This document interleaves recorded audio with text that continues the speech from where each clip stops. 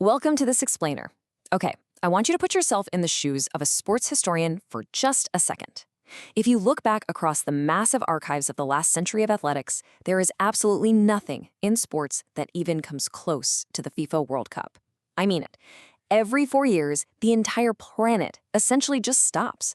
We're talking about an event where wars have literally paused for it, entire countries have shut down for it, and it commands the attention of more than half the human beings alive on Earth. So today, we're opening up the archives to do a deep dive into the history, the math, and the deeply rooted psychology behind humanity's absolute largest shared event. Okay, let's dive right into this. To really wrap our heads around the scale, we gotta look at the numbers. Now, the Super Bowl, which is arguably America's biggest sporting moment, draws around 120 million viewers. And hey, that sounds massive, right? But when you compare it to the World Cup final, it's basically a rounding error. The 2022 World Cup final polled in over 1.5 billion people. Let this number just break your brain for a second. 1.5 billion.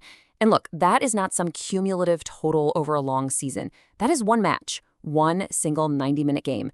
To put that into perspective, that represents over 1 out of every 8 humans on the planet, or roughly 4 times the entire population of the United States, all watching the exact same thing at the exact same time. No award show, no election, not even the moon landing pulled those kinds of simultaneous global numbers. Section 1. The Unmatched Global Spectacle. So you might be wondering, how on earth did this event grow to a point where it commands the attention of more than half the planet? Across the entirety of the 2022 tournament, over 5 billion people tuned in. Why does football do this when literally nothing else can? Well, the answer is pretty simple. Football is the only sport that almost every country on Earth plays at a serious, highly competitive level. You know, basketball is mostly dominant in the Americas and Europe. American football barely exists outside the US. But football, kids play it in the streets of Brazil, the villages of Senegal, and the frozen pitches of Iceland. It's played competitively in over 200 countries, making it a true universal language that provides a simultaneous global heartbeat unlike any other event in human history. Let's move to Section 2 and see how this builds. Birth of the tournaments.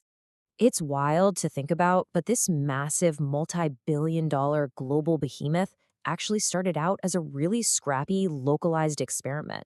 If we rewind the clock, the sporting landscape of the 1920s looked vastly different. Before the World Cup even existed, the football tournament at the Summer Olympics carried the absolute most prestige. But there was growing friction. The Olympics strictly allowed only amateur teams, and by the 1920s, football was making a massive transition toward professionalism.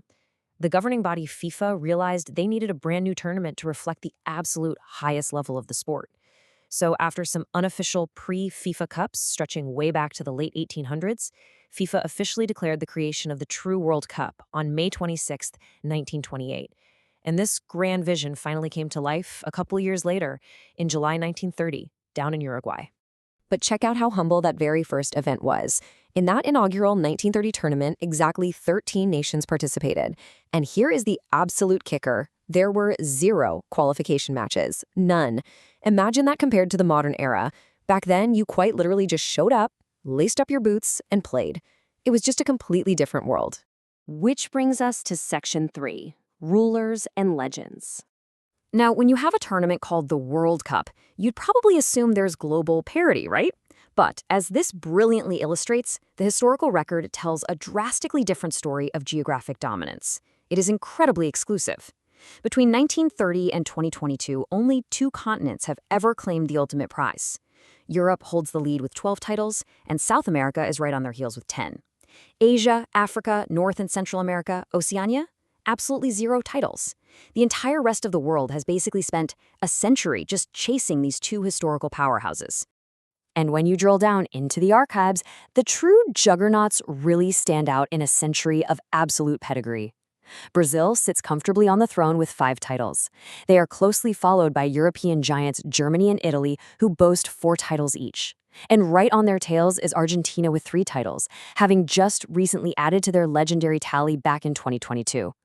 But hey, beyond the nations themselves, it's really the individual feats that define entire eras. Look at this absolute pantheon of the top goal scorers. Brazil's Ronaldo tops the list with an incredible 18 goals across 4 tournaments, followed by Germany's Miroslav Klose with 16. But I really want to draw your attention to the astonishing efficiency of Gerd Muller. I mean, 14 goals scored in just 2 tournaments. That's insane. And of course, the iconic Pelé is right there too, with 12 goals across 4 appearances. Now, what's really interesting about this slide is the most untouchable number in World Cup history. It's 13. That is the exact number of goals scored by France's Just Fontaine. And why is that so staggering? Because he scored all 13 of those goals in a single tournament back in 1958. It's a record of efficiency that still stands today as the highest number of goals made in one single World Cup. Just unreal. But, it's not always just about having the best players on paper. Historically, the host nation almost always overperforms. Playing on your own turf fundamentally changes the math of the tournament. On 6 different occasions, the home team has stepped up and won the whole shebang. But what's really fascinating here is how this home field advantage actually elevates underdogs who wouldn't normally compete with the greatest footballing nations.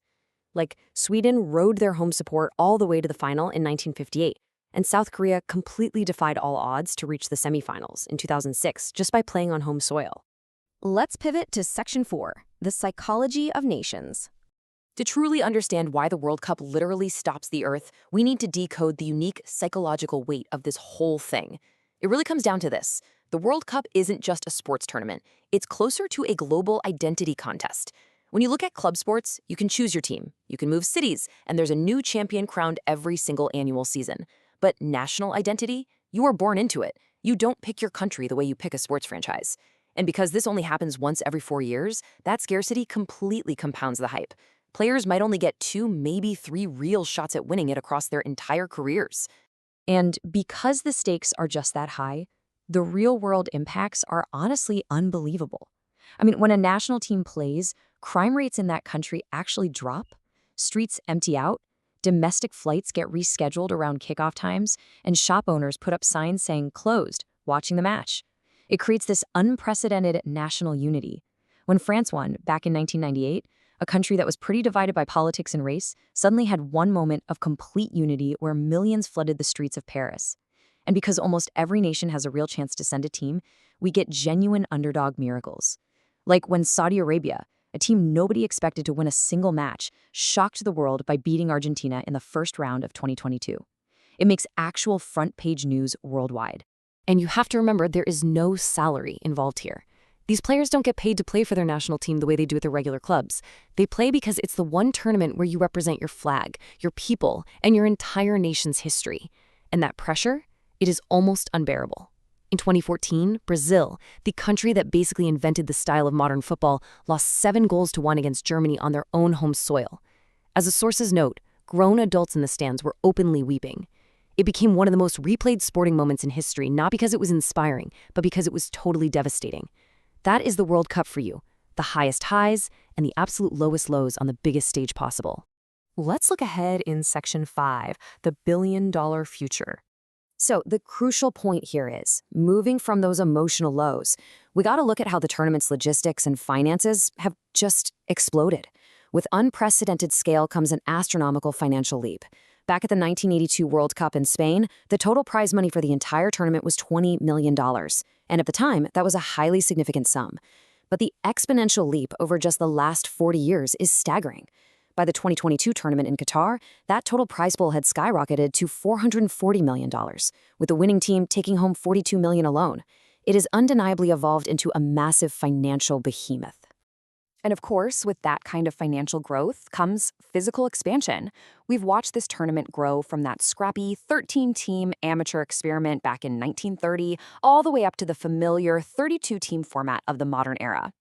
But the format is expanding yet again. As we look ahead to 2026, 48 teams are going to compete. That means more countries get a shot, more underdog stories become possible, and more history gets made. And let me tell you that 2026 tournament is going to be on a scale we've literally never seen before. Because the World Cup isn't owned by one single country, it moves. It becomes a global spotlight on a completely different culture every 4 years. But in 2026, for the very first time, it's going to be hosted across 3 nations simultaneously: the US, Mexico, and Canada. To get one of those 48 spots, over 200 nations have to battle through these absolutely grueling qualification rounds. And for the first time ever, a huge part of that global room where the entire planet shows up to root for something bigger than a single team is going to be right here in the United States, giving American sports fans a front row seat. So, we've seen how the World Cup grew into a phenomenon that outdraws the combined television history of most sports leagues, uniting 5 billion people through a shared human experience. The history of the World Cup is still being written, and the next chapter is just around the corner. So, I'll leave you with this. As the tournament expands and the stakes grow ever higher, what historic milestones will the next century of football bring? And whose untouchable records will finally fall? Thanks so much for joining me on this explainer, and keep your eyes on the pitch.